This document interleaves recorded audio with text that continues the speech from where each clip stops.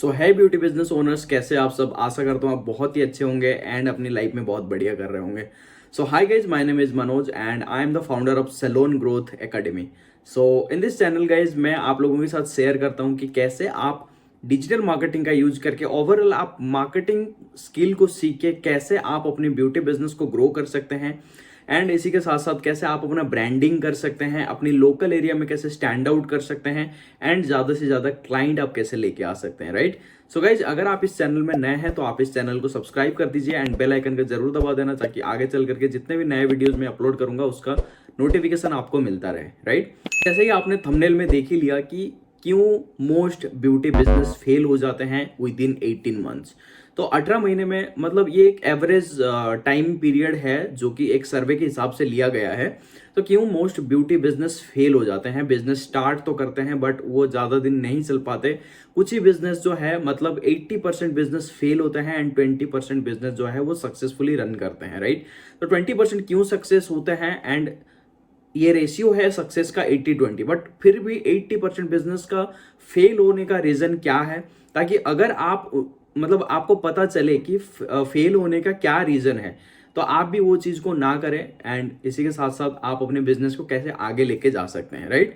So guys, चलिए जानते हैं कि क्यों बिजनेस फेल होते हैं। तो जब भी कोई ब्यूटी बिजनेस चालू करता है वो सबसे पहले ध्यान देते हैं अपनी स्किल पे। चाहे आप मेकअप आर्टिस्ट है, चाहे आप हेयर स्टाइलिस्ट है, चाहे आप नेल आर्टिस्ट है, चाहे आप कोई भी सर्विस आप प्रोवाइड करते हैं, राइट। तो आप सबसे पहले क्या करते हैं, अपनी सर्विस पे मतलब अपनी स्किल पे आप फोकस करते हैं, उसमें बहुत ज़्यादा टाइम भी स्पेंड करते हैं एंड इसी के साथ साथ आप बहुत ज़्यादा मनी भी उस पर स्पेंड करते हैं ताकि आप अपनी स्किल को डेवलप कर पाए, राइट।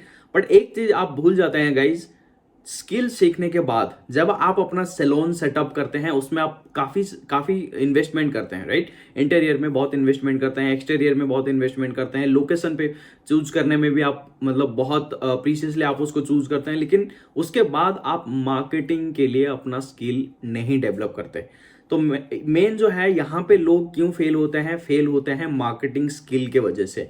वो अपनी मार्केटिंग स्किल को डेवलप नहीं करते हैं, राइट। तो आपके पास बहुत कुछ है, आपके पास बहुत बढ़िया इंटीरियर है, आपके पास बहुत बढ़िया एक्सटीरियर है, आपने लोकेशन बहुत बढ़िया चूज किया, स्किल आपके पास बहुत बढ़िया है, स्टिल अगर आपके पास मार्केटिंग स्किल नहीं है, अगर आप मार्केटिंग पे अपना टाइम एंड मनी इन्वेस्ट नहीं कर रहे हैं तो ये सबसे बड़ा रीजन हो सकता है फेल होने का। क्योंकि अगर आप नहीं कर रहे हैं तो आपका कंपटीटर कर रहा है, राइट। तो अगर आपका कंपटीटर कर रहा है तो वो डेफिनेटली आपसे सबसे ज्यादा मतलब है आपसे ज्यादा क्लाइंट लेगा एंड सारे क्लाइंट उसी के पास जाएंगे, राइट। तो इसीलिए गाइज, जो मेन फर्स्ट रीजन है वो है मार्केटिंग स्किल पे ध्यान नहीं देना। अगर आप मार्केटिंग स्किल पे ध्यान नहीं देते हैं तो डेफिनेटली आपका बिजनेस आगे नहीं बढ़ने वाला। सो फर्स्ट रीजन है आपको ये जो गलती नहीं करनी है, मार्केटिंग स्किल पे ध्यान देना है, तभी जाके आपका बिजनेस आगे बढ़ेगा। सेकंड पॉइंट है guys, cash reserve. Okay, so cash reserve में क्या है गाइस, अगर आप बिजनेस रन कर रहे हैं और आपके पास बैकअप नहीं है, राइट। आपके पास मान लेते हैं कि 10 लाख 20 लाख 30 लाख से आप बिजनेस चालू करते हैं, लेकिन फिर उसके बाद क्या है, आपके पास जितना भी पैसा था, जितना भी अमाउंट था, वो आपने इन्वेस्ट कर दिया कहाँ पे, अपने बिजनेस को बिल्ड करने में, अपने स्किल को सेटअप करने में, ये सब चीजों को करने में आपने पैसा इन्वेस्टमेंट कर दिया। तो आपके पास क्या बिजनेस को रन करने के लिए आपके पास और कैश नहीं है।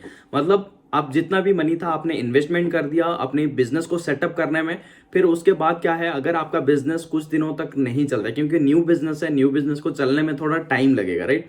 तो अगर न्यू बिजनेस को चलने में थोड़ा टाइम लगेगा तो आपके पास अगर रिजर्व नहीं है कुछ मनी, मतलब रिजर्व की अगर मैं बात करूं, कम से कम 6 मंथ या 1 ईयर तक अगर आपके पास रिजर्व मनी नहीं है तो ना ही आप अपने स्टाफ को पेमेंट कर सकते हैं और ना ही बिजनेस में जो आने वाला जो खर्चा है वो आप उठा सकते हैं, राइट। तो इसीलिए गाइस, जब भी आप बिजनेस चालू करते हैं तो आप कम से कम अपने बिजनेस को पूरी तरीके से सेटअप करने के बाद कम से कम 6 month, minimum to minimum 6 month या 1 ईयर तक आप बैकअप लेके चले, ताकि आपको अगर बिजनेस कुछ दिन के लिए नहीं भी चलता है तो आपके पास बैकअप रहे एंड वो बैकअप से आप अपने बिजनेस को आगे लेके जा सकते हैं, राइट।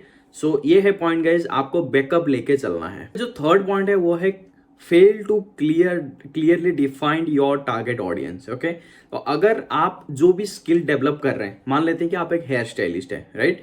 तो आप अगर अपने प्रॉपर जो ऑडियंस है, जो टारगेट ऑडियंस आप जिन लोगों को टारगेट करने वाले हैं, मतलब आपका आइडियल कस्टमर कौन है, अगर आप उनको प्रॉपर तरीके से फाइंड आउट नहीं करते हैं या उनका क्या बोलते हैं उसको कस्टमर पर्सोना क्रिएट नहीं करते हैं, राइट, तो आप बिजनेस में फेल होने वाले हैं, क्योंकि आप रॉन्ग पीपल को टारगेट कर लेंगे। अगर आप रॉन्ग पीपल को टारगेट करेंगे, रॉन्ग एरिया को टारगेट करेंगे, तो उसमें होगा ये कि आपके पास कस्टमर्स आएंगे नहीं, राइट। तो अगर आपके पास कस्टमर वहां से नहीं आएंगे तो आपका बिजनेस डेफिनेटली फेल होने वाला है। तो आपको क्या करना है, आपको अपना जो कस्टमर पर्सोना है, मतलब आपको अपना जो टारगेट ऑडियंस है, टारगेट कस्टमर है, उसको सबसे पहले डिफाइन कर लेना है। उनका एज ग्रुप क्या होना चाहिए, उनका इंटरेस्ट क्या होना चाहिए, वो कौन से एरिया से बिलोंग करने चाहिए, ये सब चीज़ों को अगर आप फाइंड आउट करते हैं तो आप अपना बिजनेस वैसे एरियाज में सेटअप करते हैं, राइट। तो वैसे एरियाज में, मतलब इसको बोलते हैं हम मार्केट रिसर्च, राइट। तो अगर आप मार्केट रिसर्च प्रॉपर तरीके से नहीं करते हैं तो आपका बिजनेस, मान लेते हैं कि आपका एक सैलून है, राइट, तो एक सैलून को आपने सेटअप किया हुआ है, बहुत बढ़िया चल रहा है, अभी आप फ्रेंचाइजी मॉडल के लिए जा रहे हैं। ये बेसिकली ऐसे ही काम करता है अगर आप थोड़ा सा बड़ा करना चाहते हैं, राइट। तो आप अगर फ्रेंचाइजी मॉडल क्रिएट करना चाह रहे हैं तो फ्रेंचाइजी मॉडल में क्या होता है कि आपको लोकेशन बहुत बढ़िया तरीके से पिक करना पड़ता है। अगर आप बहुत बढ़िया तरीके से लोकेशन एंड सारा सब कुछ पिक नहीं करते हैं ना, तो आपका बिजनेस डेफिनेटली डाउन जाने वाला है ना, बिजनेस वहां पे नहीं चलने वाला है, राइट। तो इसीलिए ये चीज करना जरूरी है कि define your perfect audience persona, okay. तो जो नेक्स्ट पॉइंट है वो है फेलियर टू योर, मतलब आपका जो प्राइस है उसको अगर आप सही तरीके से डिफाइन नहीं कर पाते हैं, है ना, आपका जो सर्विस प्राइस है या फिर आपका जो प्रोडक्ट प्राइस है, अगर आप उसको सही तरीके से डिफाइन नहीं कर पाते हैं कि क्या मुझे किस हिसाब से इसको प्राइसिंग करना है, तो उस हिसाब से भी आप बिजनेस में थोड़ा डाउनग्रेड जाएंगे। क्योंकि अगर आपका प्राइसिंग सही नहीं रहेगा तो वो कस्टमर के साथ ना थोड़ा सही नहीं बैठेगा, राइट। तो ये पॉइंट्स गाइस बहुत मेजर नहीं है बट इंपॉर्टेंट है, ठीक है। तो इन चीजों पे भी आपको ध्यान देना है कि आपका जो प्राइसिंग है वो सही है या नहीं है। अगर आपका प्राइसिंग भी थोड़ा इधर उधर हो रहा है ना, तो भी आप नहीं कर पाएंगे चीजों को, राइट। तो आपको प्राइसिंग भी सही बिठाना पड़ेगा ताकि वो कस्टमर के साथ अलाइन हो, राइट, उनका जो इंटरेस्ट के साथ या फिर उनका माइंडसेट के साथ अलाइन हो। तो अगर उनका माइंडसेट के साथ वो चीज अलाइन हो रहा है तो आप मार्केट रिसर्च में सही कर रहे हो, फिर उसके बाद आपने प्राइस भी सही सेट किया, तो उस हिसाब से वो एकदम सही अलाइन होता है, तो आपका बिजनेस जो है वो प्रॉपर दौड़ता है, राइट। सो आपको प्राइसिंग सही तरीके से सेटअप करना है। जो नेक्स्ट पॉइंट है वो है कैश फ्लो, है ना। कैश फ्लो का मतलब वो प्रॉपर कैश फ्लो चलता नहीं है। मतलब इस महीने आपका मान लेते हैं कि 1 लाख और 2 लाख आपका सेल हो गया, है ना, आपका कैश फ्लो हुआ 1 लाख और 2 लाख इस महीने हुआ, अगले महीने भी हुआ, लेकिन उसके अगले महीने नहीं हुआ, फिर 2-3 महीना पूरा गैप चला गया, है ना। तो प्रॉपर तरीके से कैश फ्लो हो नहीं रहा है। अगर आपके पास प्रॉपर तरीके से कैश फ्लो हो नहीं रहा है तो इससे होगा ये कि आपका बिजनेस एकदम ग्रैब जो है ऊपर नहीं जाएगा, है ना, वो ग्रैब जो है धीरे धीरे नीचे जाएगा। तो इससे होगा ये कि कुछ ही दिनों के बाद फिर आपका जो बिजनेस है वो डाउनग्रेड चला जाएगा, है ना, और डाउनग्रेड चलने के बाद फिर आपको बंद करना पड़ेगा। तो इसीलिए आपको करना क्या है, आपको कैश फ्लो पे ध्यान देना पड़ेगा कि रेगुलरली वो कैश फ्लो सही होना चाहिए। अगर रेगुलरली वो कैश फ्लो जो है वो सही नहीं चल रहा है तो आपका बिजनेस डाउनग्रेड जाने वाला है। तो कैश फ्लो को सही करने के लिए सबसे पहले तो गाइज आपको कुछ चीज़ों पे ध्यान देना है। मैं इस वीडियो में सारी चीज़ें तो नहीं बता सकता, लेकिन फिर भी मैं पॉइंट कुछ बता देता हूँ। आपको सर्विस सही तरीके से देना पड़ेगा, आपके स्टाफ्स को ट्रेन करना पड़ेगा, ठीक है। फिर उसके बाद क्या है, आपको जो है आपका एनवायरनमेंट को यूजर फ्रेंडली रखना पड़ेगा, है ना, ये सब चीज़ें करना पड़ेगा, तभी जा करके आपके पास रिटेनर क्लाइंट बनेंगे, राइट। सो रिटेनर क्लाइंट तभी बनते हैं गाइज, ये सब पॉइंट्स को जब आप ध्यान में देते हैं तो आपके पास रिटेनर क्लाइंट बनते हैं, और रिटेनर क्लाइंट अगर बनते हैं तभी जाके आपके पास कैश फ्लो कंटिन्यूअसली होता है, तो आपका बिजनेस जो है वो ग्रो करता है। अगर ये सब चीजें नहीं होगा तो कैश फ्लो बंद होगा, और कैश फ्लो जो है वो अगर बंद होता है तो डेफिनेटली बिजनेस डाउनग्रेड जाता है, राइट। तो गाइस जो नेक्स्ट पॉइंट है वो है जो आपका टेक्नोलॉजी है, मतलब मार्केटिंग स्किल में, या फिर आप ऐसे समझ सकते हैं कि धीरे धीरे जैसे चीजें जो है वो ऑनलाइन होता जा रहा है ना। जैसे आप ऑनलाइन बुकिंग्स लेते हैं, या फिर पहले क्या होता था, कस्टमर डायरेक्टली आते थे, राइट, वो ऑनलाइन बुकिंग या ऐसा कुछ नहीं था। अभी क्या है, धीरे धीरे फिर कॉल पे बुकिंग हुआ, है ना, फिर धीरे धीरे अभी क्या हो रहा है, अभी ऑनलाइन बुकिंग्स वगैरह सब कुछ होने लग गया। तो अगर आप इन चीज़ों को, टेक्नोलॉजी को धीरे धीरे, और भी कई सारी चीज़ों में आप अपनी बिजनेस में भी बहुत सारे मशीनरी चीज़ें हैं, फिर धीरे धीरे और भी जैसे मार्केटिंग में अगर और भी बहुत सारी टेक्निकल चीज़ें हैं, अगर आप उन चीज़ों को नहीं सीखते हैं, राइट, अगर आप उन चीज़ों को अडॉप्ट नहीं करते हैं, तो इसमें होगा क्या, मार्केट प्लेस में लोग जो हैं वो दूसरे लोग हैं वो सब चीज़ों को अडॉप्ट करेंगे, ऑनलाइन बुकिंग्स लेंगे, वेबसाइट बनाएंगे, डिजिटल मार्केटिंग करेंगे और फिर वो आगे बढ़ जाएंगे। लेकिन अगर आप इन चीज़ों को इग्नोर करेंगे, है ना, बहुत सारे लोग अभी भी हैं जो कि ये सोचते हैं कि ये डिजिटल मार्केटिंग या सोशल मीडिया मार्केटिंग, ये सब चीज़ें हमें इतना ज़्यादा हेल्प नहीं कर सकता क्लाइंट लेने में। अगर आपका माइंडसेट अभी भी है ऐसा, तो गाइज आपको माइंडसेट चेंज करना पड़ेगा, तभी जाके आप आगे बढ़ सकते हैं, राइट।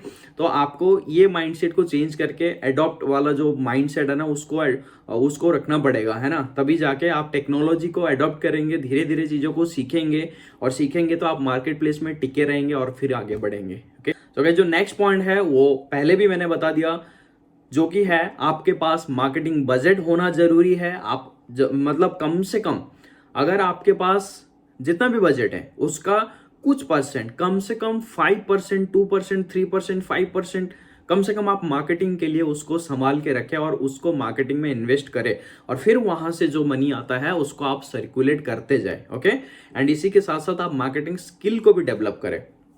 बस आपको अपने सर्विस स्किल को डेवलप करना जरूरी नहीं है, मतलब नेसेसरी, बस आप ये समझते हैं कि मेरे को स्किल डेवलप करना है, अपना जो सर्विस स्किल, उसके साथ साथ अगर आप मार्केटिंग स्किल डेवलप नहीं करेंगे तो गाइज नहीं हो पाएगा। ओके, तो आई होप गाइज इस वीडियो से आपको काफी सारे नॉलेज मिले होंगे कि क्यों बिजनेसेस फेल होते हैं और आपको क्या ऐसे करना है, किन पॉइंट्स पे ध्यान देना है ताकि आपका बिजनेस जो है वो डाउनग्रेड ना जाए और आपको बिजनेस में सक्सेस मिले, right. Thank you so much for watching this video. अगर आप इस चैनल में नए हैं तो आप इस चैनल को सब्सक्राइब कर दीजिए एंड बेल आइकन को जरूर दबा देना, ताकि आगे चल करके जो नए वीडियोस मैं अपलोड करूंगा उसका नोटिफिकेशन आपको सबसे पहले मिलेगा। Okay, so thank you so much guys, मिलता हूँ नेक्स्ट वीडियो में।